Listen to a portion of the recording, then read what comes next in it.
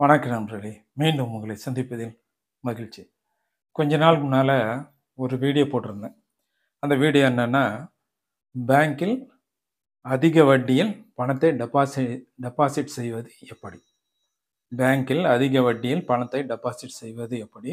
யாரும் சொல்லித் தராத புது டெக்னிக் அப்படின்னு சொல்லி ஒரு வீடியோ போட்டிருந்தேன். அதுக்கு நல்ல வரவேற்பு இருக்கு. நெறைய பேர் அத பார்த்துட்டு இருக்காங்க. நெறைய பேர் அப்ரிசியேட் பண்றாங்க. நான் கூட இது மாரி ட்ரை பண்றேன் சார். இனிமேல் நான் கூட அந்த மாரி போடுறேன் சார். நெறைய பேரு சொல்றாங்க. ரொம்ப மனசுக்கு சந்தோஷமா இருக்கு. ஒரு விஷயம் போடுறோம். அது நெறைய பேத்துக்கு போய் சேருது அப்படின்னா, அதுதான் மனசுக்கு ரொம்ப சந்தோஷத்த தர்றது. அதில சிலவங்க குறுக்கு கேள்வியும் கேட்டிருந்தாங்க. ஏன்பா உங்க அக்கவுண்ட்ட க்ளோஸ் பண்ணணும்? அவங்க அதில பேசாம லோன் எடுக்கலாம்ல. எதுக்கு அக்கவுண்ட் க்ளோஸ் பண்ணணும் அப்படின்ட்டு கேட்டாங்க. லோன் எடுத்தா அதில வட்டி கம்மியா தானே கட்ட வேண்டியதா இருக்கும். அவங்க லோன் எடுத்துக்கலாம்ல. அக்கவுண்ட் ஏன் க்ளோஸ் பண்ணணும்? அப்படின்னு கேட்டிருந்தாங்க. அவங்க கேட்கறதும் நியாயம் தான். இல்லன்னு சொல்லல. ஆனா என்னன்னா, அதில லோன் எடுக்கிறது எப்படி அப்படின்னும் ஏற்கனவே நான் வீடியோ போட்டிருக்கேன்.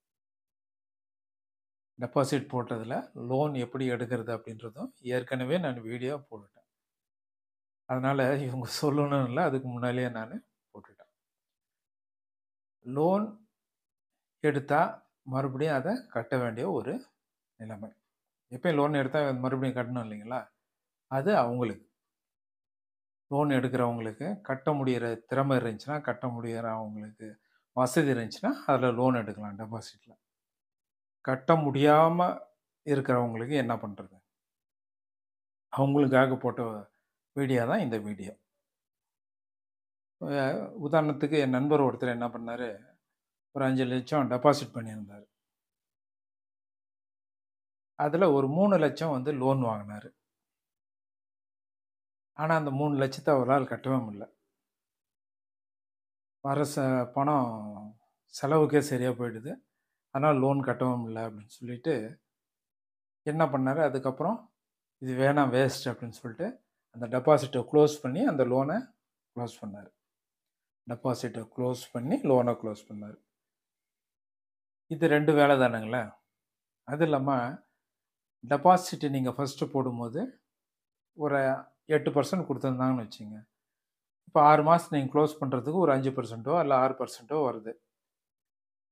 அந்த சமயத்துல லோன் வாங்கியிருக்கீங்க இல்லைங்களா? அதுக்கு அது இன்ட்ரெஸ்ட் குறைக்கணும். 6% டெபாசிட்டிங்ன்னா இது வந்து 8%ன்னு குறைக்கணும். ஃபர்ஸ்ட்டு வந்து 8% டெபாசிட் வாங்குனதுக்கு உங்களுக்கு லோன் வந்து 10%ஆ இருக்கும் இன்ட்ரெஸ்ட்டு. இப்ப நீங்க ஃபோர்க்ளோஸ் பண்ணும்போது, உங்களுக்கு டெபாசிட் 6%ன்னா, லோன் வந்து 8% இருக்கும். இருக்கணும். அதான் கரெக்ட்டு.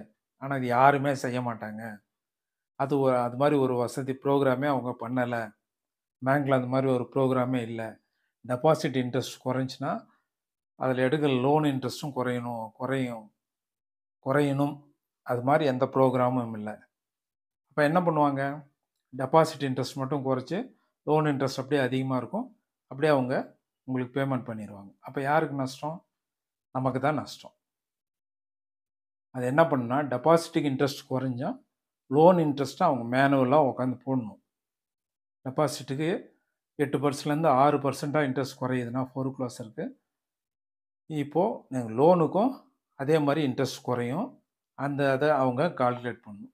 அது மேனுவலா தான் கால்குலேட் பண்ணணும். அத யாருமே பண்ண மாட்டாங்க. 1, 2 ஏமாறி இருக்கிறவங்க தான் உட்காந்து மெனக்கெட்டு உட்காந்து ஈவினிங் உட்காந்து பாவம் கஷ்டப்படுவாங்களேன்ட்டு ஃபோர்க்ளோஸ் பண்ணி குடுப்பாங்க. அந்த இன்ட்ரெஸ்ட் மேனுவலா கால்குலேட் பண்ணி குடுப்பாங்க. இப்ப இருக்கிற ஜெனரேஷனுக்கு மேனுவலா இன்ட்ரெஸ்ட் போடவே தெரியாது. ஸோ, அவங்க மேனுவலா போட மாட்டாங்க. அவங்க என்ன இன்ட்ரெஸ்ட் வருதோ, அத அப்படியே குடுத்துருவாங்க. ஸோ, ஃபர்ஸ்ட்டு என்ன இன்ட்ரெஸ்ட் லோனுக்கு ஃபிக்ஸ் ஆகுதோ, அதே அக்கவுண்ட் டெபிட் பண்ணி உங்ககிட்ட பணம் வாங்கிருவாங்க. ஸோ, நஷ்டமாகறது கஸ்டமருக்கு தான். அதனால லோன் வாங்கி அத கட்ட முடிஞ்சா, நீங்க லோன் வாங்கலாம்.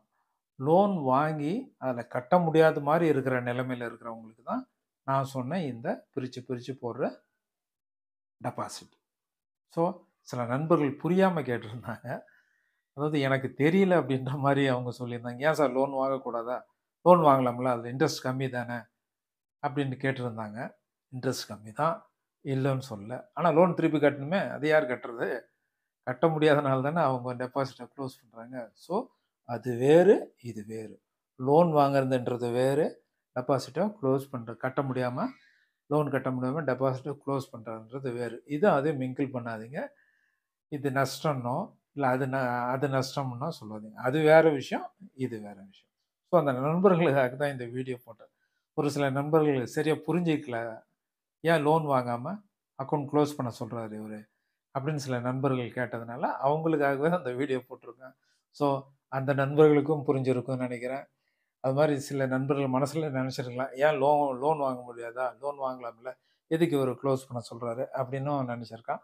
அவங்களுக்கும் சேர்ந்து தான் இந்த வீடியோ போட்டிருக்கேன். இப்போ உங்களுக்கு விளக்கமாக புரியும்னு நினைக்கிறேன். இந்த வீடியோ உங்களுக்கு பிடிச்சிருந்தா, யூஸ்ஃபுல்லாக இருக்குன்னு நினச்சிங்கன்னா இந்த வீடியோவை லைக் பண்ணுங்கள், ஷேர் பண்ணுங்கள், சப்ஸ்கிரைப் பண்ணுங்கள். நன்றி, வணக்கம்.